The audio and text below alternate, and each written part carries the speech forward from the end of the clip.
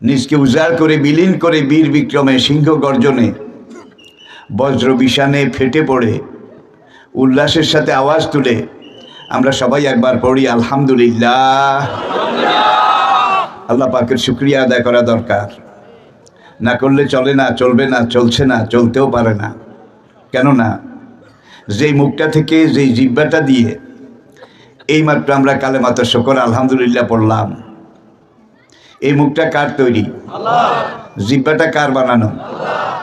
যে চোখ দুটো দিয়ে পথ দেখে দেখে মাহফিল পর্যন্ত এসে পৌঁছেছি, এই চোখ দুটো আমাদেরকে কে বানিয়ে দিয়েছেন? দেখুন তিনি কি বলছেন, আলাম নাজআল্লাহু আইনাইনে ওয়া লিসানাও ওয়া শাফাতাইনে ওয়া হাদাইনাহুন নাজদাইন। তাহলে আসুন, দ্বীনি মাদ্রাসা খায়রুকুম মান তাআল্লামাল কুরআনা ওয়া আল্লামা। প্রিয় নবী ইরশাদ করেছেন, তোমাদের মধ্যে ওই ব্যক্তি সর্বোত্তম, সবচেয়ে সম্মানী, যে কোরআন শিখেছে এবং শিখিয়েছে, নিজে শিখেছে, অন্যকে শিখিয়েছে, ওস্তাদ হিসাবে শিখিয়েছে, অভিভাবক হিসাবে শিখিয়েছে, গার্জিয়ান হিসাবে শিখিয়েছে, দ্বীনের তাকাজা হিসাবে শিখিয়েছে। তোমাদের এই বিশ্ব সংসারে কোরআনের সাথে যারা সম্পৃক্ত তারা সবচেয়ে উত্তম, তাদেরকে সম্মান আমি আল্লাহ সবচেয়ে বেশি দিয়েছি। তাইলে কোরআন শেখা দরকার আছে নাকি নাই? আছে। প্রিয় ভাইয়েরা, তাওরাত জবুর ইনজিল কোরআনের আগের আসমানি কিতাব। তাওরাত জবুর ইনজিল আজকে দুনিয়ার কোথাও নেই। যেগুলো আছে আসলটার ধারে কাছেও না। অনুবাদ, অনুবাদের অনুবাদ, তার অনুবাদ, নকল, নকলের নকল, তুষ্য নকল। শুধু বাংলাদেশে নয়, আপনাদের দ্বীনি ভাই হিসাবে দুনিয়ার উল্লেখযোগ্য গুরুত্বপূর্ণ সব দেশে কোরআনের কথা বলার জন্য আল্লাহ পাক আমাকে যাওয়ার সুযোগ দিয়েছে। দুনিয়ার সবচেয়ে বড় বইয়ের দোকান বিলাতে, লন্ডন শহরে ওয়েস্টমিনিস্টার সিটিতে, দোকানটার নাম ফয়েলস, ফয়েলস, FAILS, ফয়েলস। সামনে লেখা আছে দি biggest book shop of the world, দুনিয়ার সবচেয়ে বড় বইয়ের দোকান। আসলেও তাই, ছোটখাটো একটা গ্রামের সমান হবে, 6 তলা। সেখানেও আমি খোঁজখবর নিয়েছি, দেখেছি, গিয়েছি, জেনেছি। একমাত্র মহাগ্রন্থ আল কোরআন যেইভাবে এসেছে ঠিক সেইভাবে আছে। এছাড়া তাওরাত বলেন, জাবুর বলেন, ইনজিল বলেন, বেদ বলেন, গীতা বলেন, উপনিষদ বলেন, এগুলো যুগে যুগে ধর্মগ্রন্থ ছিল, আমরা জানি। কিন্তু কোরআন আসার পরে সূরা আল ইমরান, আপনার আমার মালিক ঘোষণা করেছেন, ইন্না দীনা ইনদাল্লাহিল ইসলাম। কোরআন আসার পরে সারা দুনিয়ার মানুষের জন্য দিন একটা, ধর্ম একটা, জীবন ব্যবস্থা একটা, সেটার নাম আল ইসলাম। ঠিক এক আয়াত পরে আল্লাহ পাক আবার ঘোষণা করেছেন, এই কোরআন আসার পরে অমাইয়াবতাগে গায়র আল ইসলামে দীনান, কোরআন আসার পরে কোনো মানুষ যদি কোরআনকে বাদ দিয়ে কোরআনের আগের কোনো ধর্মগ্রন্থ, অন্যান্য ধর্মগ্রন্থের মধ্যে দিন তালাশ করে, দিন খুঁজে পাওয়ার চেষ্টা করে, সেই সকল দিন মেনে যদি দুনিয়া শান্তি, পরকালের মুক্তি এটা আশা করে, ফালাই ইউকবালা মিনহু, কিছুতেই সেটা আমি আল্লাহর কাছে গ্রহণযোগ্য হবে না। অহুয়া ফিল আখিরাতি মিনাল খাসিরিন, পরকালে জাহান্নামের গহীন পঙ্কে তার ভরাডুবি হবে, তাকে কেউ বাঁচাতে পারবে না। প্রিয় দ্বীনি ভাইয়েরা, তাওরাত আল্লাহ নাজিল করেছেন, জাবুর আল্লাহ নাজিল করেছেন, ইনজিল আল্লাহ নাজিল করেছেন, কিন্তু সেই কিতাবগুলো আজকে দুনিয়ার কোথাও নেই। ঢাকা যান, বিলাত যান, দুনিয়ার যেখানেই যান লেখা আছে Holi Bible, Holi Bible, new testament, old testament, এই নামে। ওয়াতাইনা দাউদা জাবুরা নবী সুলাইমান বিশ্ব সম্রাট ছিলেন, বিশ্ব সম্রাট। তার বাবা দাউদ আলাইহিস সালামের উপরে আমি আল্লাহ রাব্বুল আলামিন জাবুর কিতাব নাজিল করেছিলাম। ও আতাইনা মূসাল কিতাবা, বনি ইসরাইলের উলুল আজম পয়গম্বর সাইয়েদনা মূসা আলাইহিস সালামের উপরে আল্লাহ তাওরাত নাজিল করেছিলেন। আমাদের নবীজি দুনিয়াতে আসার 570 বছর আগে মারিয়মের বেটা ঈসা আলাইহিস সালামের উপরে আল্লাহ রাব্বুল আলামিন ইনজিল কিতাব সুরিয়ানি ভাষায় নাজিল করেছিলেন। সেই কিতাবগুলো আজকে দুনিয়ার কোথাও নেই, সেই ভাষাগুলোও দুনিয়ার কোথাও নেই, ভাষাগুলো বিলীন হয়ে গেছে। এনসাইক্লোপিডিয়া ব্রিটানিকা বলছে দোজ আর লস্টেড ল্যাঙ্গুয়েজ। তাওরাত জবুর ইনজিল এগুলো যেই ভাষায় নাজিল হয়েছিল সেই ভাষাগুলো আজকে হারিয়ে গেছে, দুনিয়ার কোথাও সেই ভাষাও নেই, ভাষার একটা ডিকশনারি অভিধান তাও নাই। কিন্তু কোরআন, ইন্না নাহানু নাযালনা যিকরা, এই কোরআন আমি আল্লাহ নিজে নাজিল করেছি।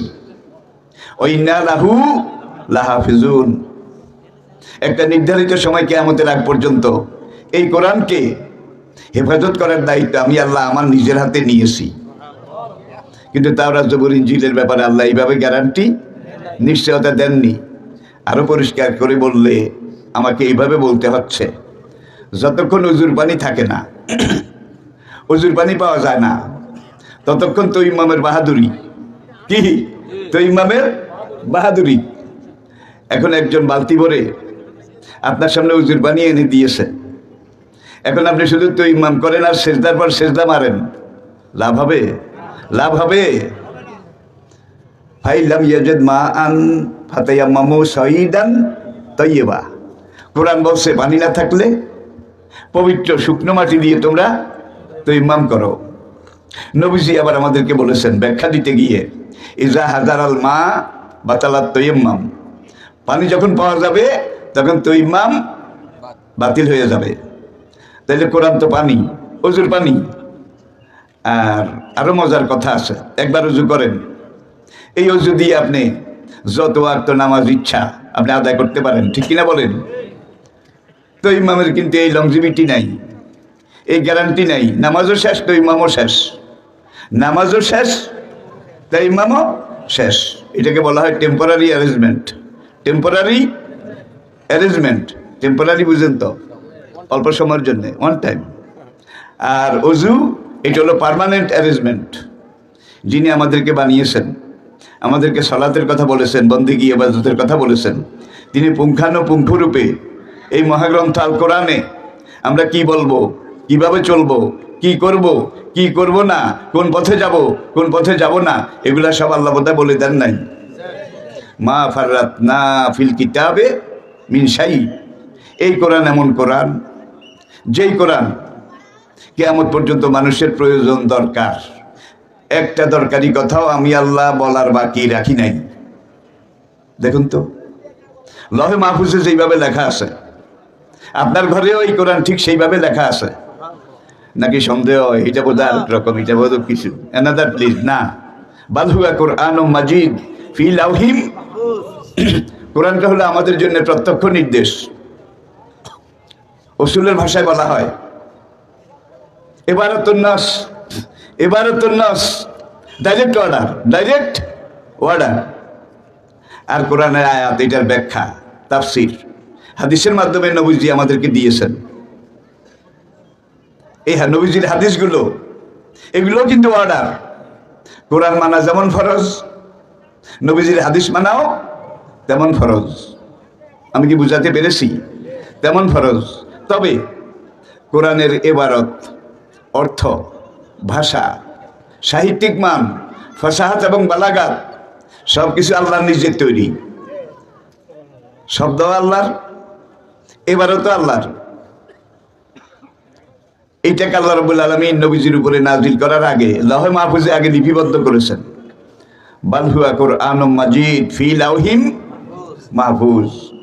সেখান থেকে 23 বছর পর্যন্ত এটা নবীজির উপরে আল্লাহ পাক নাজিল করেছেন। 23 বছর পর্যন্ত মুসা আলাইহিস সালামকে আল্লাহ তাওরাত দিয়েছেন তুর পাহাড়ে, ওয়ান টাইম, এট এ টাইম, এক সময়ে।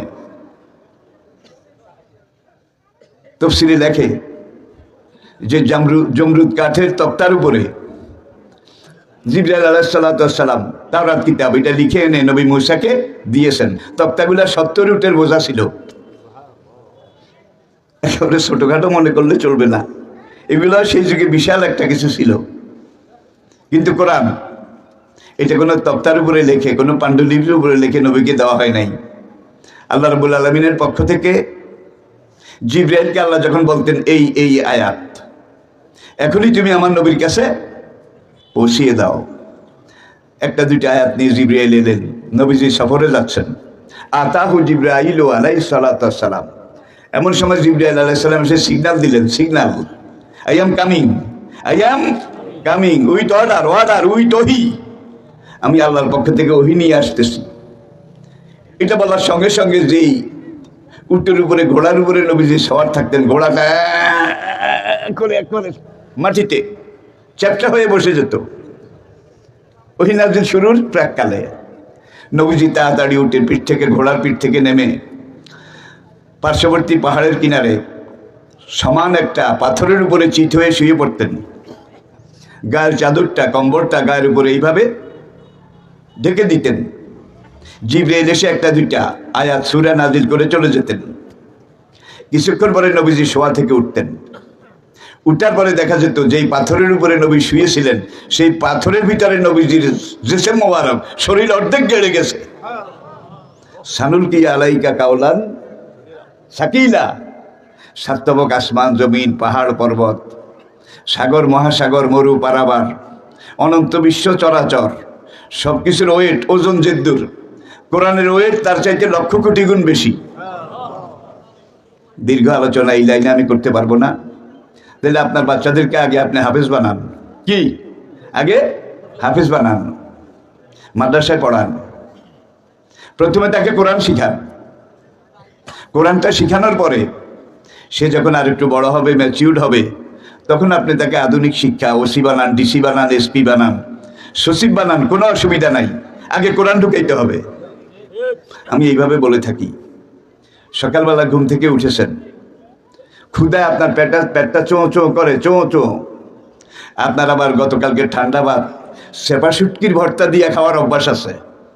আপনার বেগম এটা জানে যে স্বামীকে আজকে চেপা শুটকির ভর্তা দিয়ে শুকনা ভাত দেব।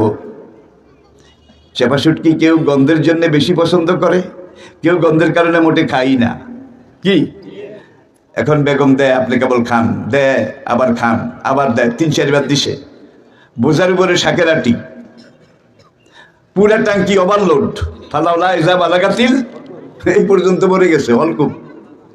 এমন সময় আপনার বাড়িতে, আপনার কোনো এক আত্মীয়ের বাড়িতে গতকালকে অনুষ্ঠান ছিল, একটা টিফিন ক্যারিয়ারে করে ফিস্ট, রোস্ট, কারি, রেজালা, কোরমা, পোলাও, বিরিয়ানি এগুলো হাদিয়া হিসাবে পাঠাইছে।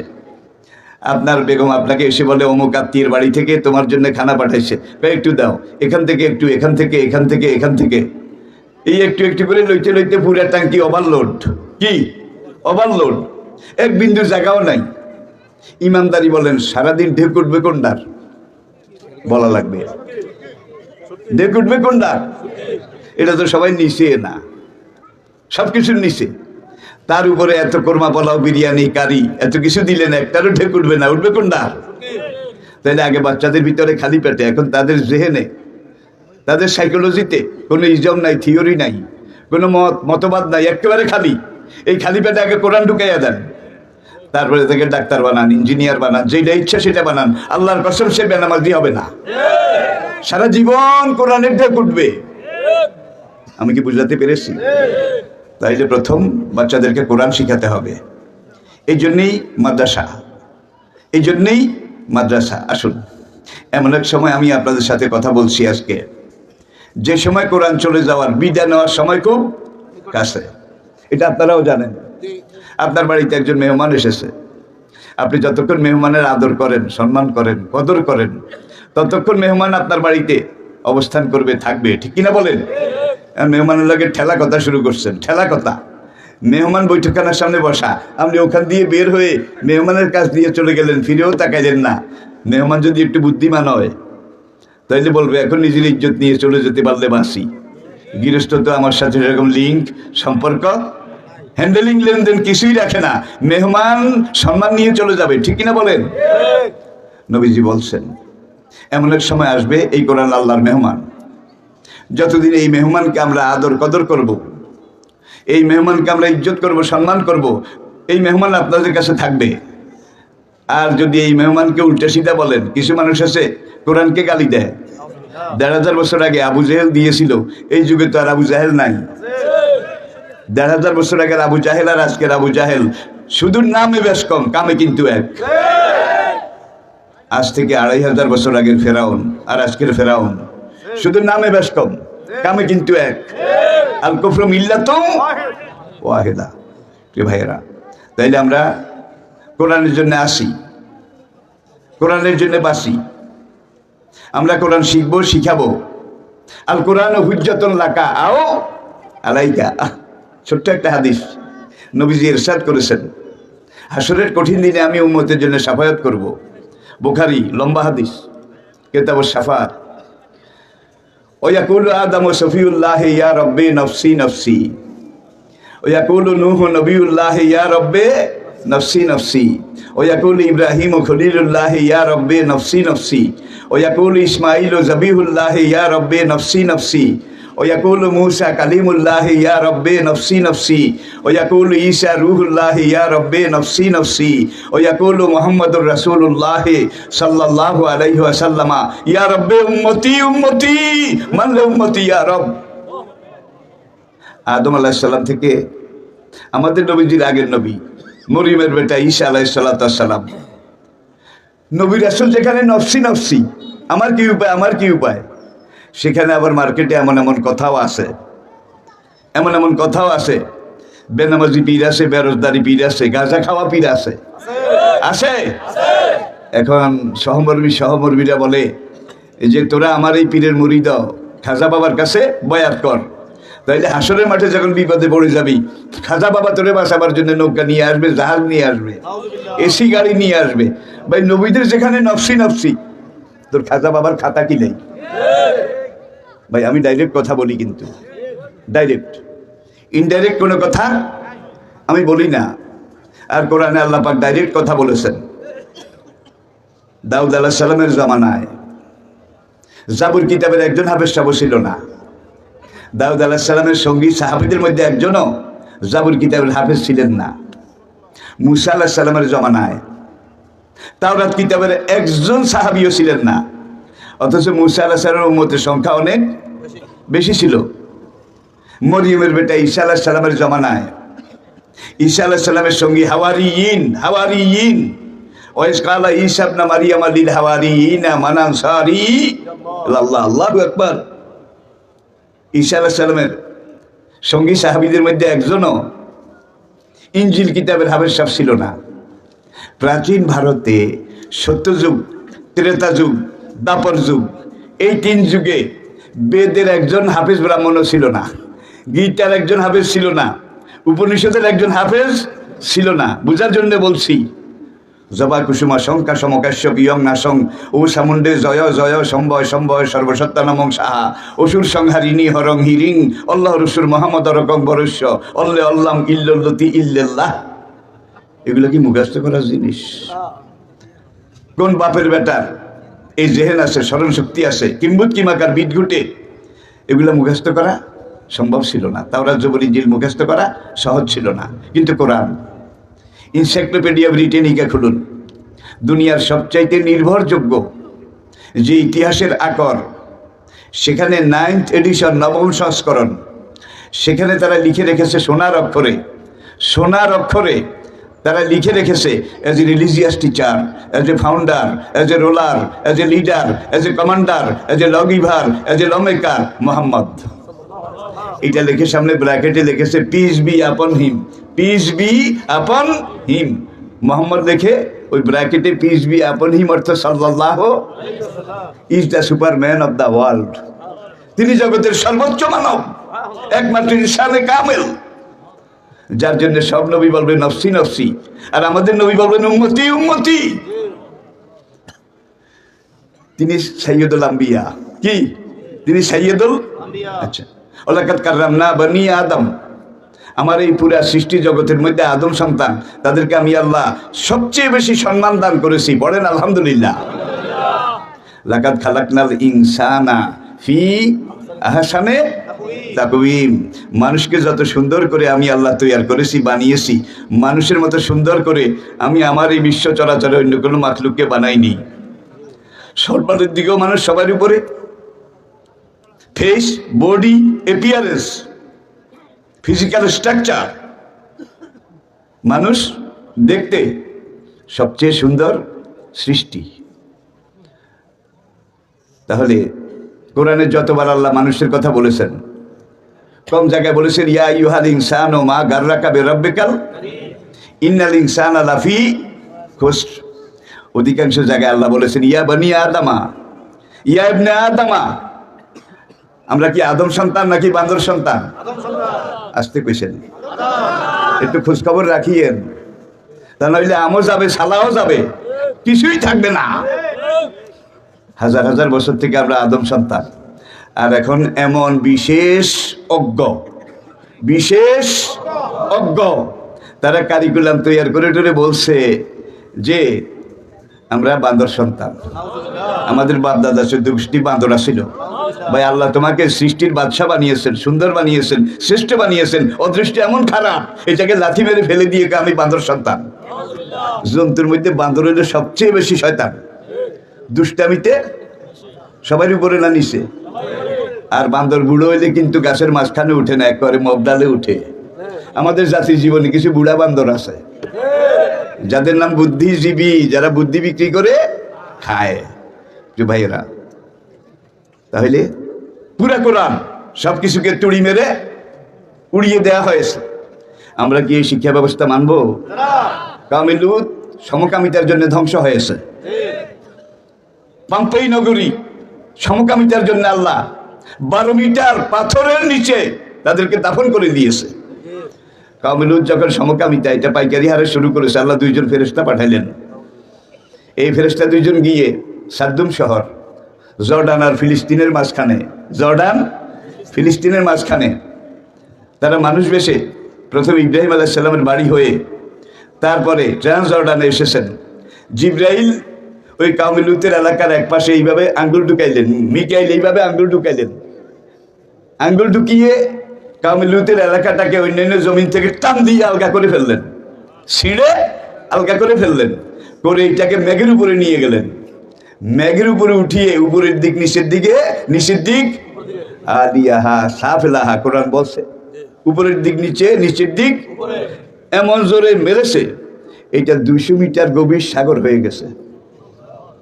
সাগর হওয়ার পরে তার কিছু নাই। তারপরে আল্লাহর গজবের পাথর তাদের উপরে এমনভাবে বর্ষণ করা হয়েছে। ডেড সি, মৃত সাগর, জর্ডান আর ফিলিস্তিনের মাঝখানে কওমে লূতের এলাকা। আল্লাহকে ফাসিরু ফিল আরদ, বিশ্বাস না হইলে গিয়ে দেখে আয়, আমি আল্লাহ একটা কওম, একটা জনপদ, তাদেরকে ধ্বংস করিনি, তাদের এলাকাটাকে 200 মিটার গভীর সাগর বানিয়ে দিয়েছি। লবণের সাগর, সব লবণ, লবণ আর লবণ। এই লবণের কারণে সেখানে একটা নোয়াজিও নাই, কাঁকড়াও নাই, মাছ তো দূরের কথা। এই সাগর থেকে বৃষ্টি বেশি হলে যখন ওভারফ্লো হয়, পানি বেড়ে যায়, তখন একটা নালী আছে জর্ডান নদীর সাথে, জর্ডান নদী, পানিগুলো জর্ডান নদীর দিকে যায়। ভূগোল পড়েন আপনারা, সেখানে লেখা আছে কোন নদীতে মাছ নাই, কি জর্ডান নদীতে। এই যে লুত, বাহারে লুত, মৃত সাগরের পানি গিয়ে পড়ে, এই জন্য জর্ডান নদীটাও কোনো একটা জীবিত প্রাণী নাই কিয়ামত পর্যন্ত। সেখানে একটা পটকা, একটা পানি পর্যন্ত পাওয়া যাবে না। তাইলে আমরা চাই যে ব্রিটিশ আমলে আমরা যখন ছাত্র ছিলাম, সেখানে নবীদের গল্প ছিল, কি খোলাফায়ে রাশিদিনের গল্প ছিল, কবিতা ছিল, সকালে উঠিয়ে আমি মনে মনে বলি সারাদিন আমি যেন খারাপ হয়ে চলি।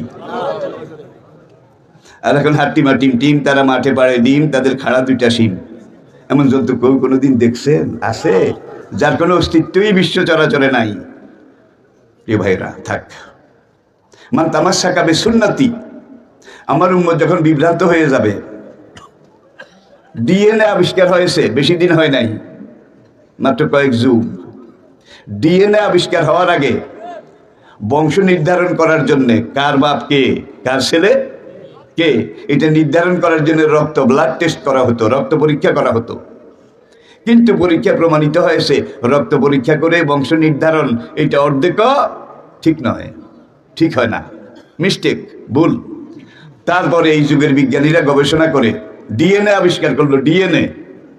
ডিএনএ পরীক্ষাটা জীবকোষ এটা বাইর হওয়ার পরে গত কয়েক যুগে বাংলাদেশ বলেন, ভারত বলেন, বার্মা বলেন, ল্যাটিন আমেরিকা বলেন, প্রাচ্য বলেন, পাশ্চাত্য বলেন, বাঙালি, বিহারি, ইরানি, তুরানি, আফ্রিকান নিগ্রো, রাশিয়ার ছোড়না কালা মানুষ, সারা দুনিয়ার যত জায়গায় এই পর্যন্ত ডিএনএ পরীক্ষা করা হয়েছে, আল্লাহর কসম প্রত্যেকটা ডিএনএ, চাই মুসলমান হোক চাই কাফের হোক, ফুলান ইবনে ফুলান ইবনে ফুলান ইবনে ফুলান ইবনে ফুলান ইবনে শীশ ইবনে আদম, অমুক, তার বাপ অমুক, তার বাপ অমুক, তার বাপ অমুক, তার বাপ অমুক, তার বাপ শীশ আলাইহিস সালাম, তার বাপ আদম আলাইহিস সালাম।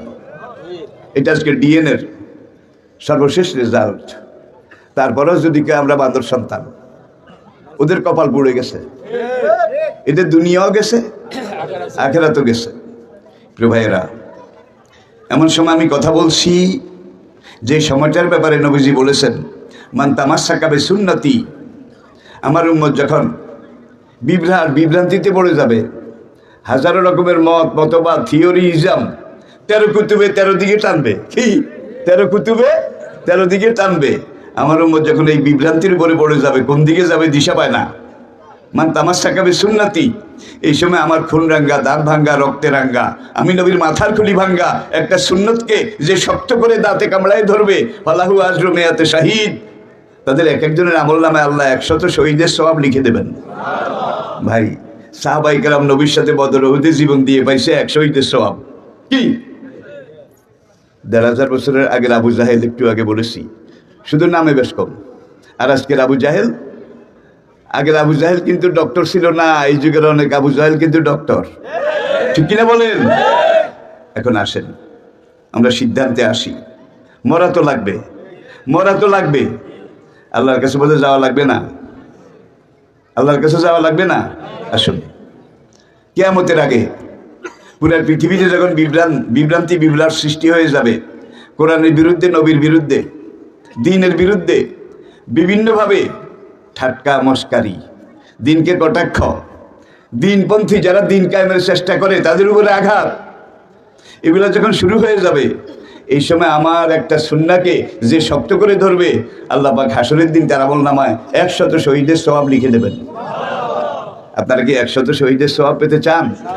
কে কে চান? নারায়ে তাকবীর, নারায়ে তাকবীর, হাত নামান। রব্বুল আলামিন, তুমি কোরআনে যা বলেছ সত্য বলেছ, তোমার নবী যা বলেছেন নিরেট প্লেন ট্রুথ, কালোজয়ী চির সত্য। তোমার ভাষা কোরআন, নবীর ভাষা হাদিস, এই দুইটার বহিঃপ্রকাশ হিসাবে হাসরের কঠিন দিনে আমাদের সবাইকে ডান হাতের মালিক বানিয়ে দিও, আমাদের আমলনামা ডান হাতে দান করিও, আর বাম হাতে আমলনামা আসা মানি golden A plus, golden A plus, ফালা খাউফুন আলাইহিম ওয়ালা হুম ইয়াহজানুন, আর কোনো চিন্তা থাকবে না। আল্লাহ পাক আমাদেরকে আজকের এই মাহফিল, এই কোরআনের বিশেষত্ব এইটার জন্যে, holy Quran is the super book of the world, encyclopaedia Britannica থেকে বলছি। দুনিয়াতে একটাই বই আছে, নিখুঁত, নির্ভুল, নিরঙ্কুশ, যেইভাবে এসেছে সেইভাবে আছে, সেই বইটার নাম মহাগ্রন্থ আল কোরআন। সূরা ইউসুফ আল্লাহ পাক বলছেন, ইন্না আনজালনাহু কুরআনান আরাবিয়্যান লাআল্লাকুম তাকিলুন, আমি আল্লাহ এই কোরআন আরবি ভাষায় নাজিল করেছি এই জন্যে যাতে করে তোমাদের বুঝতে সুবিধা হয়। আরেক জায়গায় আল্লাহ পাক বলছেন, বিলিসানিন আরাবিয়্যিন মুবিন, স্বচ্ছ প্রাঞ্জল ঝরঝরে মিষ্টি ভাষায় আমি আল্লাহ এই কোরআন নাজিল করেছি। কোরআনের মতো মিষ্টি কিন্তু দুনিয়াতে আর কোনো সাহিত্য নাই, আর কোনো লিটারেচার নাই। তাহলে আজকে এনসাইক্লোপিডিয়া বলছে holy Quran is the super book of the world. আপনাদের জন্য আরও খুশির খবর, প্রাচ্য পাশ্চাত্য পুরা দুনিয়া, আজকের বিজ্ঞান জগৎ, বৈজ্ঞানিক, তারা সবাই একমত হয়ে তারা স্বীকার করেছে তাদের বড় আবিষ্কার, বিজ্ঞানের বড় সবচেয়ে বড় আবিষ্কার কম্পিউটার। কম্পিউটার বিজ্ঞান পর্যন্ত কোরআনের কাছে সারেন্ডার করেছে। কোন সৈদ্যানার কম্পিউটার আমরা বানিয়েছি, দেখা যায় মুসলমানের কোরআন কম্পিউটারের বাবা। আল্লাহু আকবার। আজকে আমি এর চেয়ে বেশি দূরে যেতে পারছি না। তাইলে আসেন আমরা কোরআন শিখব, কোরআন বুঝবো। আল কোরআন হুজ্জাতুন লাকা ওয়া আলাইকা, কোরআনের সাথে যাদের সম্পর্ক থাকবে, আল্লাহর কসম হাসরের দিন এই কোরআনকে আল্লাহ নূরের শামিয়ানা বানিয়ে দেবে। নূরের শামিয়ানা, কোরআনের আশেক প্রেমিক তাদেরকে এই নূরের শামিয়ানার নিচে রেখে ফেরেশতারা বেহেশতের দিকে স্লোগান দিতে দিতে নিয়ে যাবে। কি স্লোগান দেবে? ওয়াসিকাল্লাযীনা তাকাউ রাব্বাহুম ইলাল জান্নাতে, সূরা জুমর, হাত্তা ইযা জাউহা ওয়া ফুতিহাত আবওয়াবুহা। এই কোরআন প্রেমিক, কোরআনের আশেক মুসলমানদেরকে যখন বেহেশতের দিকে নিয়ে যাওয়া হবে, বেহেশতের দরজা আগে থেকেই খোলা থাকবে। ওয়াকালা লাহুম খাজানাতুহা, বেহেশতের দরজার যারা সিকিউরিটি গার্ড ফেরেশতা তারা বলবে সালামুন আলাইকুম তিবতুম ফাদখুলুহা, you are the honourable royal guest of almighty Allah, your royal highness, your royal excellency, we welcome you. আল্লাহর মেহমান জয়ীফুর রহমান, আপনারা হামদান হামদান হামদান, আপনার কাছে কোনো প্রশ্ন নাই, কোনো জিজ্ঞাসা নাই, আপনাদেরকে ওয়েলকাম। ফেরেশতারা এইভাবে গার্ড অফ অনার দিয়ে বেহেশতে নিয়ে যাক, এটা কি আমরা চাই? তাহলে কোরআনের সাথে লেগে থাকতে হবে। কোরআনের সাথে যদি না লাগেন, আল্লাহর কিছু আসবে যাবে না, কোরআনেরও কিছু আসবে যাবে না, সব আসবে যাবে আপনার। ঠিক কিনা বলেন? আসেন, একজন সাহাবী নাম তামিমে দারি, তামিমে দারি, মুসলিম শরীফের হাদিস। নবীজি একদিন মসজিদে নববীতে জোহরের সালাতের পরে সাহাবা একরাম তাদেরকে বললেন, আইয়ুহাল ইখওয়াত ফিল ঈমান খুযু মাকানাকুম, হে আমার সাহাবারা, সালাত শেষ হলে আপনারা কেউ চলে যাবেন না, সবাই নিজ নিজ জায়গায় বসে থাকবেন। খুযু মাকানাকুম, নিজ নিজ জায়গায়, টেক ইউর সিট প্লিজ, নিজ নিজ জায়গায় উপবেশন করবেন, অপেক্ষা করবেন। হাদিসটার বর্ণনাকারী ফাতেমা বিনতে কায়েস রাদিয়াল্লাহু তাআলা আনহা, তিনি বলেন জোহরের পরে মহিলারা মহিলাদের অঙ্গনে, পুরুষেরা পুরুষের অঙ্গনে, সাহাবী সাহাবিয়া। নবীজি মিম্বারে উঠলেন, মিম্বারে উঠে বলেন, তামিমে দারি একজন খ্রিস্টান ছিল, সে আমার কাছে এসে ইসলাম গ্রহণ করে মুসলমান হয়ে গেছে, পড়েন আলহামদুলিল্লাহ। তামিমে দারি আমাকে বলেছে, নবীজি বলেন সাহাবী তামিমে দারি আমাকে বলেছেন, একবার আরবের জুজাম গোত্র এবং লুখাম গোত্রের 30 জন লোক, 30 জন, তাদেরকে নিয়ে আমরা সাগর ভ্রমণে বের হয়েছিলাম। সাগর ভ্রমণে, সাগরের পাড়ে গিয়ে আমরা একটা বড় পানসি নৌকা এইটা পেয়ে গেলাম। আমরা 30 জন সেই নৌকায় উঠলাম। উঠার পরে কাপড়ের পাল বাদাম তুলে দিলাম। এমন সময় এত জোরে বাতাস শুরু হলো, সাগরের পানি ছিঁড়ে ঢেউকে দলিত মথিত করে তীরের মতো আমাদের নৌকাটা পুরা দিন এইভাবে চলেছে। চলার পরে নৌকাটা গিয়ে একটা ডুবাসরে, ডুবাসর বুঝেন তো? ডুবাসর যেখানে কাদা আসে, পানি আসে, অল্প পানি, পা গেড়ে যায়। যারা কুতুবদিয়া মহেশখালী গেছেন তারা বুঝবেন কত দানে কত চাউল হয় ভাই। তো তামিমে দারি বলেন, যখন নৌকাটা সেখানে গিয়ে আটকে গেল, আমরা নৌকা থেকে ডুবোসরে নামলাম। কাদা মাটি দিয়ে ফেসর ফেসর ফেসর করে করে আমরা উপরের দিকে উঠলাম। সর কিন্তু উপরের দিকে উঁচু, যত আগাবেন তত উঁচু। সেখানে যাওয়ার পরে আমরা এক জায়গায় একটা জন্তু দেখলাম, তার মুখটা মানুষের মতো, চেহারাটা, তার শরীরে বড় বড় পশম, বড় বড় পশম, দেখলে ভয় করে। আমরা যখন সেখানে গেলাম, ওই প্রাণীটাকে, পশমওয়ালা প্রাণীটাকে দেখে আমরা একটু ভয় পেয়ে গেলাম, থমকে গেলাম, ভড়কে গেলাম। আমি জিজ্ঞেস করলাম, কে তুমি? হু আর ইউ? তোমার পরিচয় কি? What is your identification? তোমাকে দেখলেই তো ভয় লাগে। তোমার নাম কি? তোমার পরিচয় কি? আল্লাহ জন্তুটার মুখ খুলে দিল, জবান জারি করে দিল। জন্তুটা বলল, আনা জাসাসাতুন, আনা জাসাসাতুন, আরবি জাসুস, জাসুস, এটার বাংলা হইল গোয়েন্দা, গোয়েন্দা। আর ওই জন্তুটা বলে, আনা জাসাসাতুন, আমি আল্লাহর নিযুক্ত করা গোয়েন্দা দি গ্রেট, গোয়েন্দা দি গ্রেট। আমি এখানে থেকে গোয়েন্দাগিরি করি, আল্লাহর বান্দারা কোথায় যায়, কোথায় আসে, কি করে না করে, এগুলো আল্লাহর কাছে আমি রিপোর্ট পাঠাই। অসুবিধা হয়? আচ্ছা, এইবার তামিমে দাঁড়ি বলেন ওই জাসাসা, তাকে আমরা জিজ্ঞেস করলাম, আমরা তো দাজ্জালের খোঁজে এসেছি। একটা হাদিসে নবীজি বলেছেন, দাজ্জাল পশ্চিম দিকের সাগরে নাই, দাজ্জাল উত্তর দিকের সাগরে নাই, দাজ্জাল দক্ষিণ দিকের সাগরে নাই, দাজ্জাল পূর্ব দিকের সাগরে আছে, পূর্ব দিকের সাগরে আছে, পূর্ব দিকের সাগরে আছে। নবী 3 বার বলেছেন। এবার আপনারা খুঁজে নেন সৌদি আরব থেকে পূর্ব দিক, পারস্য উপসাগর, আরব সাগর থেকে যেই সাগরটা গিয়ে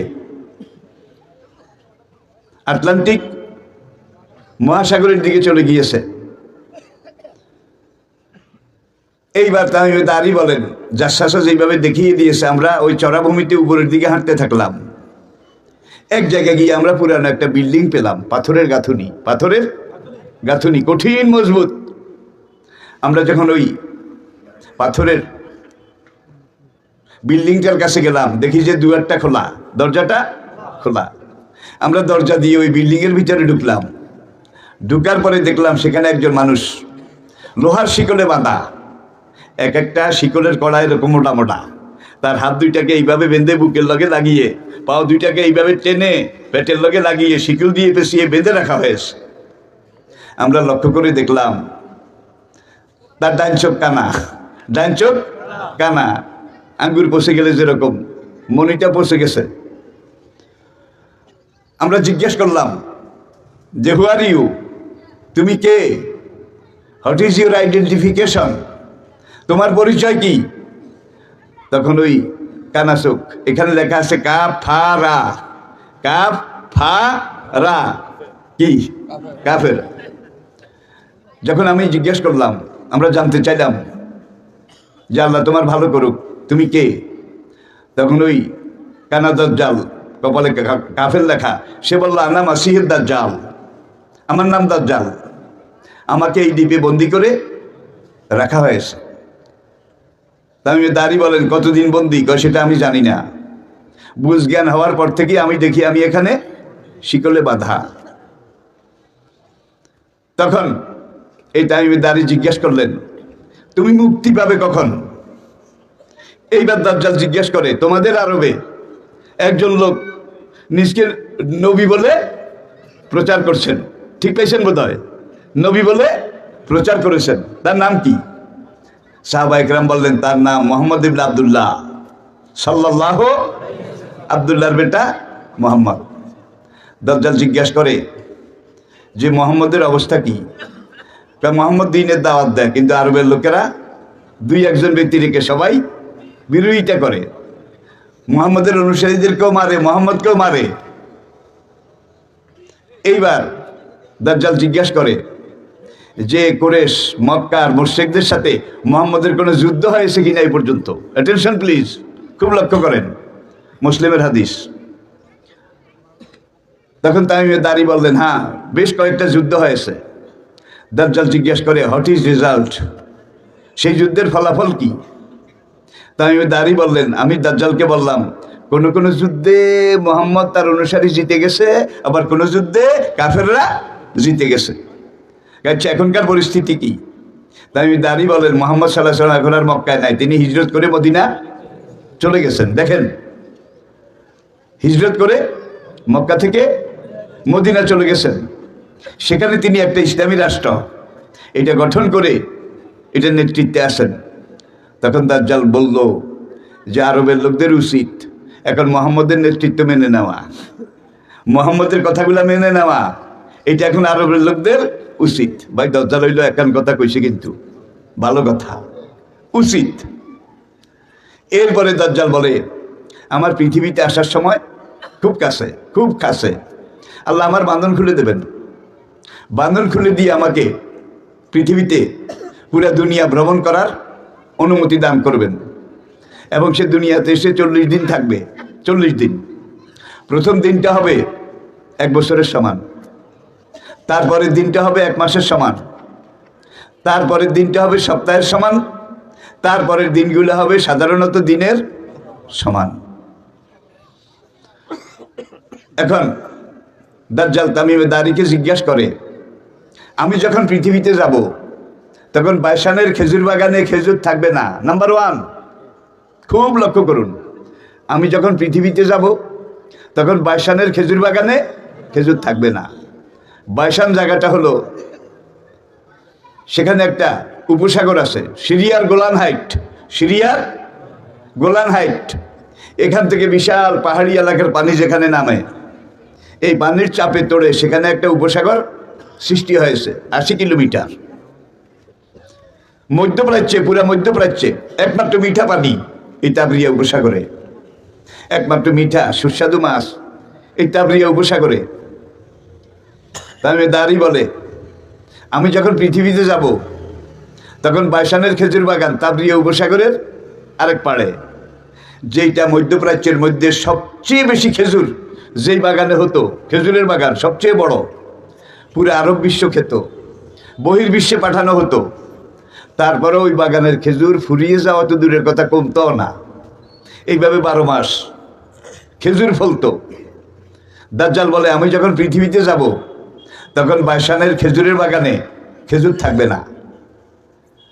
এইবার দাজ্জাল জিজ্ঞাসা করে বাইশানের খেজুর বাগানের এখন অবস্থা কি? দাঁড়ি বলেন সেখানে এখন আর খেজুর গাছ নাই, মরি দড়ি সব খালি হয়ে গেছে। 2-1টা খেজুর গাছ আছে কচিত, এগুলো রাগামরা, এগুলো তো খেজুর হয় না। তাই আমি যখন পৃথিবীতে যাব বাইশানের খেজুর বাগানে খেজুর হবে না। এটা মিলছে কিনা? মিলছে কিনা বলেন? একবার 100 ভাগ। নাম্বার 2, দাজ্জাল সেদিন তামিমে দারিকে বলেছিল আমি যখন পৃথিবীতে যাব তখন তাবরিয়া উপসাগর শুকিয়ে যাবে। তাবরিয়া উপসাগর যেটার কথা কইলাম গোলান হাইট থেকে নেমেছে, এটা শুকিয়ে যাবে। মধ্যপ্রাচ্যের সবচেয়ে মিষ্টি পানির যেটা ধারা ছিল সেটাতে এখন পানি নাই, একেবারে তলায় সামান্য পানি। সিরিয়ার গোলান হাইট পাহাড়ের দিক থেকে নামে, জর্ডানের দিক থেকে নামে, নেমে টেমে তলায় সামান্য পানি জমা হয়। ইসরায়েল তার সাইড থেকে, তার কাছ থেকে বড় বড় পাইপ লাগিয়ে যেই পানিটা জমা হয়, সারাদিনে এই পানিটা টেনে নিয়ে ইসরায়েল তার এলাকায় কৃষিকাজ করে। এরপরে কিছু পানি বাকি থাকলে পাইপ দিয়ে টেনে মরুভূমিতে ফেলে দেয়, কিন্তু জর্ডান, ফিলিস্তিন, সিরিয়ার মুসলমানদেরকে 1 ফোঁটা পানিও দেয় না। এই সুন্নাহ আমাদের আশপাশেও আছে, এই সুন্নাহ তো আমাদের আশপাশে বোধহয় নাই, আছে আছে। আল কুফরু মিল্লাতুন ওয়াহিদা, নামে বেশ কম কামে এক। নাম্বার 3, দাজ্জাল সেদিন বলেছিল আমি যখন পৃথিবীতে যাব তখন জোগাড়ের কূপে পানি থাকবে না, জোগাড়ের কূপে পানি থাকবে না। জোগাড়ের কূপ কোথায়? লূত আলাইহিস সালাম যখন হিজরত করে ইব্রাহিম আলাইহিস সালাম চাচা তার নির্দেশে ফিলিস্তিন থেকে জর্ডান আর ফিলিস্তিনের দিকে হিজরত করেছিলেন, সেখানে যাওয়ার পরে লূত আলাইহিস সালামের 2টা মেয়ে ছিল। বড় মেয়েটার নাম ছিল রাবা, ছোট মেয়েটার নাম ছিল জুগার। বড় মেয়ের নাম রাবা, ছোট মেয়ের নাম জুগার। দাজ্জাল বলে আমি যখন পৃথিবীতে যাব তখন জুগারের কূপ শুকিয়ে যাবে। ঠিক একটু আগে যেই ডেড সি, মৃত সাগরের কথা বলেছি, এখানেই তো লূত আলাইহিস সালাম এসেছিলেন এই এলাকার মানুষকে হেদায়েত করার জন্যে। দাওয়া কাজের একটা সময় বড় মেয়ে জুগার, সেই মেয়েটা মারা গেছিল। মারা যাওয়ার পরে সাইয়েদনা লূত আলাইহিস সালাম তার মেয়ে জুগারকে একটা কূপ, ইন্দ্রা, তার পাশে দাফন করেছিলেন। সেই থেকে এই ইন্দ্রাটার নাম হয়েছে জুগারের কূপ। জুগারের এত বৃষ্টি পানি, এখানে পানির কোনো কমতি ছিল না। পুরা জর্ডান, ফিলিস্তিন, পুরা ইসরায়েল এই একটা ইন্দ্রা ইন্দ্রা ইন্দ্রা, এই কুয়ার পানি দিয়ে শেষ কাজ করত, পানি কমতো না, জমজমের মতো। দাজ্জাল বলল আমি যখন পৃথিবীতে যাব তখন জুগারের কূপে পানি থাকবে না। জুগারের কূপ কিন্তু শুকিয়ে গেছে, তাবরিয়া উপসাগর শুকিয়ে গেছে, খুব খেয়াল করুন। এরপরে দাজ্জাল বলল আমি যখন পৃথিবীতে যাব তখন পৃথিবীর মানুষ অধিকাংশ মুসলমান নাম হলেও বেঈমান হবে, বেঈমানে ভরে যাবে। ভাই কাফের কিন্তু সলিড কাফের, কাফের অর্থ কাফের, মোশরিক অর্থ মোশরিক, সলিড মোশরিক। মুমিন অর্থ কি যত মুনাফেক আল্লাহর জমিনে সৃষ্টি হয়েছে সব কিন্তু মুসলমান থেকে মুনাফেক হয়েছে। কোন কাফের থেকে মুনাফেক হয় নাই, কোন মুশরিক থেকে মুনাফেক হয় নাই। কথাটা একটু কঠিন। তাইলে মুনাফেক করতে হইলে আগে মুসলমান আসিল, এখনো মুসলমান দাবি করে। ওয়াইজা লাকুল্লাযিনা আমানু কালু ওয়াইজা খালাউ ইলা শায়াতিনহিম কালু ইন্না মাআকুম। আহা, আমপারা, আলিফ লাম মিম, প্রথম পারা। সেখানে মুনাফিকরা এখানেও আছে ওখানেও আছে, কিন্তু লা ইলাহা ইল্লা লা ইলাহা ইল্লা, আসলে এখানেও নাই ওখানেও নাই। সুবিধাবাদ জিন্দাবাদ, হালুয়া রুটি যেখানে আমি আছি। আর এই মুনাফিকরা যুগে যুগে গাছের ডাও খেয়েছে, ডালার ডাও খেয়েছে, সালার ডাও খেয়েছে, তলার ডাও খেয়েছে, ঠিক কিনা বলেন? এই মুসলমান নামদারি মুনাফিকেরা সুবিধাবাদ জিন্দাবাদ, হালুয়া রুটি যেখানে আমরা নাই সেখানে, হালুয়া রুটি যেখানে আমরা নাই সেখানে নাকি আসি? মুনাফিকেরা কয় হালুয়া রুটি যেখানে আমরা আসি সেখানে আসুন, দিস ইজ ফিনিশ, আসেন। তাইলে জোগাড়ের কূপ শুকিয়ে যাবে। জোগাড়ের কূপে এখন পানি নাই, তাবরিয়া উপসাগরে পানি থাকবে না, সেটাও প্রায় শুকিয়ে গেছে। বাইশানের খেজুর বাগানের খেজুর থাকবে না, যেটা পুরো দুনিয়া খাইতো, খেজুর কমতো না, সেখানে এখন খেজুর নাই। তাইলে বোঝা গেল যে তিনটা কথা দাজ্জাল বলেছে, তিনটা হয়ে গেছে। কিছু কিছু ইসলামী বিশেষজ্ঞ তারা বলেন দাজ্জালের কিন্তু ফিলিস্তিনে জন্ম হয়ে গেছে। সেখানে ফিলিস্তিন মুহাজিরদের একটা পরিবারে দাজ্জাল আস্তে আস্তে বড় হচ্ছে। দাজ্জাল যখন পৃথিবীতে আসবে তখন সে মাশরিক মাগরিব শিমাল জুনুব পুরো দুনিয়া চষে বেড়াবে 40 দিন পর্যন্ত। তাকে আল্লাহ কিছু বর দেবেন। সে কবরের পাড়ে দাঁড়িয়ে মুর্দার নাম ধরে ডাকলে 1000 বছর আগের মুর্দা সেখানে উঠে দাঁড়াবে। সে সর্বশেষ যে লোকটাকে হত্যা করবে, এরপরে দাজ্জাল আর কোনো মানুষকে, কোনো মুসলমানকে হত্যা করতে পারবে না। সেই ফিলিস্তিনের কাছে একটা যুবক, তাকে দাজ্জাল ধরে আনাবে, ধরে এনে বলবে তোর বাবার কবর কোনখানে? ওই যুবক বলবে ওই যে ওইটা আমার বাবার কবর, একটা পাথরের আছে। দাজ্জাল বলবে আমি যদি তোর 1000 বছর পূর্বে তোর বাবাকে ডাক দিয়ে নাম ধরে তোর সামনে হাজির করতে পারি, তুই আমাকে খোদা বলে মানবি তো? যুবককে এত হস্তা না, আমার খোদা একজন, তুমি আর কিছু করলে পারলেও আমি তোমাকে খোদা বলে মানব না।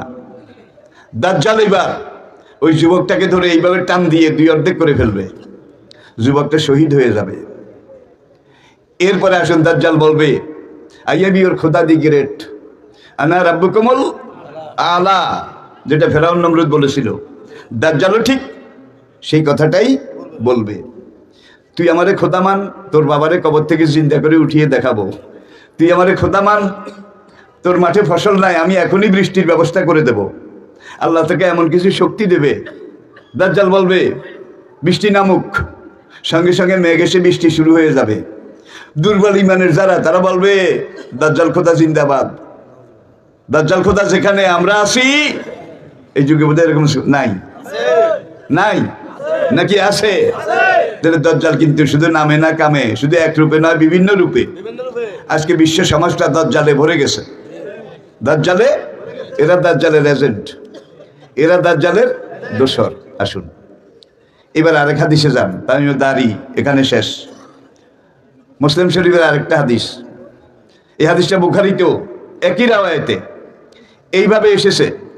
দাজ্জাল দুনিয়াতে এসে যখন সারা দুনিয়াতে বিপর্যয় সৃষ্টি করবে, মানুষের ঈমান নষ্ট করবে পুরা দুনিয়া, তখন প্রথম দাজ্জালের আগে ইমাম মাহাদি আসবেন। দাজ্জালের আগে ইমাম মাহাদি আসবেন 40 বছর আগে। ইমাম মাহাদি খোরাসান থেকে আসবেন। আল্লাহু আকবার, নবী আকবরে খোরাসান। 1500 বছর আগের খোরাসান বলতে কোনটা বুঝি? ওয়ার্ল্ড ম্যাপের দিকে তাকান, বর্তমান আফগানিস্তান, পাকিস্তান, উত্তর পশ্চিম সীমান্ত প্রদেশ, বেলুচিস্তান, পুরো Afghanistan, Uzbekistan, Kazakhstan, Tajikistan, Turkmenistan, Russia থেকে শুরু করে করাচি বন্দর পর্যন্ত, উত্তরে রাশিয়া থেকে শুরু করে করাচি নৌবন্দর পর্যন্ত, এই এলাকা থেকে ইমাম মাহাদির সেনাবাহিনী, মুজাহিদ বাহিনী, তারা দাজ্জালকে হত্যা করার জন্য সেখান থেকে কালো পতাকা নিয়ে আসবে। আর ইমাম মাহাদির সেনাদল এমন হবে যাদের মোকাবিলা করার শক্তি দুনিয়ার কোনো দাজ্জালি শক্তি থাকবে না। আজকের আফগানিস্তানের দিকে তাকান। এই আফগানিস্তানকে আল্লাহ কিভাবে ট্রেনিং দিয়ে দিয়ে দিয়ে দিয়ে বর্তমান জায়গায় এনেছে। প্রথম ব্রিটিশ এই আফগানিস্তান দখল করেছিল। ব্রিটিশ যে সময় 190 বছর আমাদের এখানে তারা ছিল, আমাদের এখানে তখন আফগানিস্তান দখল করেছিল। এই আফগানের টুপিওয়ালা, পাগড়িওয়ালা, কালো শেরওয়ানিওয়ালা এই মুসলমানরা ব্রিটিশকে কুত্তার মতো পিটাইয়া আফগানিস্তান থেকে বাইর করেছে। Super power of the world, দুনিয়ার সবচেয়ে বড় শক্তি, তাদেরকে কুত্তার মতো দৌড়াইছে। এরপরে বর্তমান শতকের শুরুতে রাশিয়া এই আফগানিস্তান দখল করেছিল। এগুলো আপনারা দেখছেন, মনে করাইয়া দেই। রাশিয়া আফগানিস্তান দখল করেছিল। আফগানিস্তানের এই মুসলমানরা 10 বছর কুত্তার মতো পিটাইয়া রাশিয়াকে আফগানিস্তান থেকে বাইর করে নাই বোধ হয়। আমি রিপ্লাই পাই না, বাইর করে নাই বোধ হয়। রাশিয়া চলে যাওয়ার পরে এইবার super power of the world Afghanistan থেকে যাওয়ার পরে কিন্তু সোভিয়েত ইউনিয়ন ভেঙে গেছে। 1990-91 সোভিয়েত ইউনিয়ন টুকরা টুকরা হয়ে গেছে, অস্তিত্ব। আজকে শুধু রাশিয়া নামে একটা জায়গা আছে, আর কোনো Uzbekistan, Kazakhstan, Turkmenistan, Bosnia, Chechnya একটাও রাশিয়ার মধ্যে নাই। সব 13টা স্বাধীন রাষ্ট্র হয়েছে। 13টা, এই 13টা স্বাধীন রাষ্ট্র প্লাস পাকিস্তান। এখান থেকে ইমাম মাহাদির সৈন্য মধ্যপ্রাচ্য আরবের দিকে আসবে। তাতে তকবীর হবে নারায়ে তাকবীর, আল্লাহু আকবার। তারা স্লোগান দেবে তাকবীর, আল্লাহু আকবার, তাকবীর, আল্লাহু আকবার। ভাই এখন আমাদের কিছু কিছু ভাই নারায়ে তাকবীর কইলে কয় এগুলা রাজাকার। কপালে দুঃখ আছে। ওলা জিক্রুল্লাহি আকবার, ফজরে আল্লাহু আকবার, জোহরে আল্লাহু আকবার, তাহাজ্জুদে আল্লাহু আকবার। আরে আল্লাহু আকবারের সাথে যাদের ভাসুর ভাসুর সম্পর্ক, তারা মুনাফিক দিগরেট, তারা কাফেরের চাইতে জঘন্য। ইমাম মাহদি তার নেতৃত্বে আফগানিস্তানের দিক থেকে মিছিল আসবে। এই মিছিল মধ্যপ্রাচ্যে যখন প্রবেশ করবে, দলে দলে মধ্যপ্রাচ্যের লোক, দুনিয়ার বিভিন্ন জায়গার লোক, তারা যখন খবর পাবে ইমাম মাহদি আত্মপ্রকাশ করেছেন, তারা এসে লাখে লাখে, ঝাঁকে ঝাঁকে তারা এসে ইমাম মাহদি দাজ্জালের সাথে যুদ্ধ করবেন। ইমাম মাহদি দাজ্জালের সাথে তার এই সেনাবাহিনী নিয়ে যুদ্ধ করবেন। প্রত্যেকটা যুদ্ধে ইমাম মাহদি জিতে যাবেন। দাজ্জাল আর দাজ্জালি শক্তি তারা নিশ্চিহ্ন নিস্তেনাবুদ হয়ে যাবে। নবীজির কথা বিশ্বাস হয়তো হয়তো আল্লাহু আকবার। তারা হিজবুল্লাহ, আল্লাহ ইন্না হিজবাল্লাহি হুমুল গালিবুন, আল্লাহ ইন্না হিজবাল্লাহি হুমুল মুফলিহুন। ইমাম মাহদি 9 বছর পুরো দুনিয়ার বুকে ইসলামী খেলাফতের আমিরুল মুমিনিন হবেন। আমিরুল মুমিনিন, মাশরিক মাগরিব শিমাল জনুব, পুরো দুনিয়াতে আল্লাহর নবীর খুন রাঙ্গা, দাঁত ভাঙ্গা, রক্তে রাঙ্গা, মাথার খুলি ভাঙ্গা ইসলামী খেলাফত কায়েম হবে। এরপরে যখন দাজ্জাল বিপর্যয়ে চরম পর্যায়ে যুদ্ধ অবস্থায় ইমাম মাহদি খেলাফত পরিচালনা করবেন, এমন সময় দাজ্জাল মক্কায় ঢুকার চেষ্টা করবে। মক্কায় একদল ফেরেশতা মক্কার গেইটে, আপনারা দেখেছেন, ফরবিডেড ফর নন মুসলিমস, মামনু লিগাইরিল মুসলিমিন, কাফেরের প্রবেশ নিষেধ। ফেরেশতারা বাধা দেবে, মক্কায় ঢুকতে পারবে না। এরপরে দাজ্জাল তার লোকজন নিয়ে মদিনায় উহুদের দিক থেকে ঢুকার চেষ্টা করবে। সেখানে ফেরেশতারা বাধা দেবে, সেখান থেকে কুত্তার মতো দৌড়ানি খেয়ে দাজ্জাল যখন ফিলিস্তিনের দিকে পালাবার চেষ্টা করবে, ইসরায়েলের দিকে, ইসরায়েলে ঢুকার সময় তেল আবিব ইসরায়েলের বর্তমান রাজধানী, এখান থেকে 39 কিলোমিটার উত্তর পূর্ব দিকে একটা সামরিক বিমানবন্দর হবে। এই বিমানবন্দর দাজ্জাল ব্যবহার করবে। এই বিমানবন্দরটার নাম হবে বিন গরিয়ান ইন্টারন্যাশনাল এয়ারপোর্ট। বিন গরিয়ান ইন্টারন্যাশনাল। আর এই বিন গরিয়ান হলো ইসরায়েলের জাতির জনক, জাতির পিতা, তার নামে এই বিমানবন্দরটা হবে। ঈসা আলাইহিস সালাম এসে যখন তুলাধুনা শুরু করবে দাজ্জালরে, সে মক্কা মদিনা ছেড়ে এখন ওই ইসরায়েলের দিকে যাবে। ইমাম মাহদি মাঝখান দিয়ে এসে এখন ইসরায়েলের দিকে ঢুকার এখানে একটা পথ থাকবে, গিরিপথ, 2 পাহাড়ের মাঝখানে। এই জায়গাটার নাম হবে লুদ, লামদালপেশ লুদ, লামদালপেশ। আপনারা মোবাইলে গুগল সার্চ করেন, গুগলে দেখেন LOOD, এটাকে সার্চ দেন, লুদ শহর আপনার সামনে এসে যাবে। সেখানে ইসরায়েলিরা শ্বেত পাথরের একটা গেট তৈরি করেছে, খুব দামি শ্বেত পাথরের গেট। গেটের বাহির পিঠে লেখা আছে, the king of piece will emerge here. আমাদের শান্তির দূত দাজ্জাল, যেই দাজ্জাল আমাদেরকে পুরো দুনিয়ার রাজত্ব এনে দেবেন, তিনি এই গেট দিয়ে ইসরায়েলে প্রবেশ করবেন। তাহলে লুদ শহর ছিল না, নবী যখন হাদিস বলেন, এখন লুদ শহর তৈরি হয়ে গেছে। সাদা গেট এটা ছিল না, এটা তৈরি হয়ে গেছে। এখন শুধু দাজ্জাল আসার বাকি আছে। যখন এইভাবে ভয়াবহ যুদ্ধ চলবে, তখন মরিয়মের বেটা ঈসা আলাইহিস সালাম একদিন ফজরের নামাজের একামত হবে। সিরিয়ার পূর্ব দিকে গৌতা, গৌতা, গৌতা, গায়ন ওয়াও তোয়া হে গৌতা। এইটা হবে ইমাম মাহাদির rescue general headquarter, general headquarter, সবচেয়ে বড় সেনাঘাঁটি দামেস্কের পূর্ব দিকে গৌতা জায়গায়, গৌতা নামক জায়গায়। ইমাম মাহাদি আমিরুল মোমিনিন, 9 বছর তিনি আমিরুল মোমিনিন। দাজ্জালে গুতাগুতি করে, ডিস্টার্ব করে। তারপরে ইমাম মাহাদি তিনি জিতে যাচ্ছেন, তারপর সময় বাঁকা করতে পারে না। যখন ইমাম মাহাদি এইভাবে তাকে হত্যা করতে ব্যর্থ হবেন, কিন্তু খেলাফত পরিচালনা এটার হাল ধরে রাখবেন। হায়ানজালু ঈসা ইবনে মারিয়াম আলাম মসজিদে দামেস্ক, দামেস্কের পূর্ব দিকে একটা সাদা গম্বুজওয়ালা মসজিদ থাকবে। সেই মসজিদের গম্বুজের উপরে মরিয়মের বেটা ঈসা অবতরণ করবেন। ওই কইল সল্লাতুন সল্লাতুন, গম্বুজের উপরে নেমে তিনি ডাক দিবেন, সিঁড়ি আনাও, সিঁড়ি আনাও। দেখছেন এই বেটার কান, চতুর্থ আসমান থেকে মসজিদের গম্বুজে নামছে, সিঁড়ি লাগে নাই। কি বোধহয় আপনি চিকন কথাটা খেয়াল করেন নাই। চতুর্থ আসমান থেকে মসজিদের গম্বুজে নামছে, সিঁড়ি আনে নাই। এইবার গম্বুজের উপরে থেকে ডাকে, সিঁড়ি আনাও, সিঁড়ি আনাও, আমি নামতে পারি না। তাহলে চতুর্থ আসমান থেকে মসজিদের গম্বুজ পর্যন্ত এটা আল্লাহর ব্যবস্থাপনা ছিল। এটাতে কোনো সিঁড়ির দরকার নাই। কোন ভাইয়া কোন নামা, নামা হয়ে গেছে। আমি কি বুঝাতে পেরেছি? সেখান থেকে আল্লাহর ব্যবস্থা এটা বিদায় নিয়ে গেছে। এখন গম্বুজের উপর থেকে নামতে হইলে পৃথিবীর ব্যবস্থা লাগবে, পৃথিবীর ব্যবস্থা লাগবে। যার জন্য ঈসা বলবেন সল্লাতুন সল্লাতুন, সিঁড়ি লাও, সিঁড়ি লাও। তিনি সিঁড়ি বেয়ে নামবেন।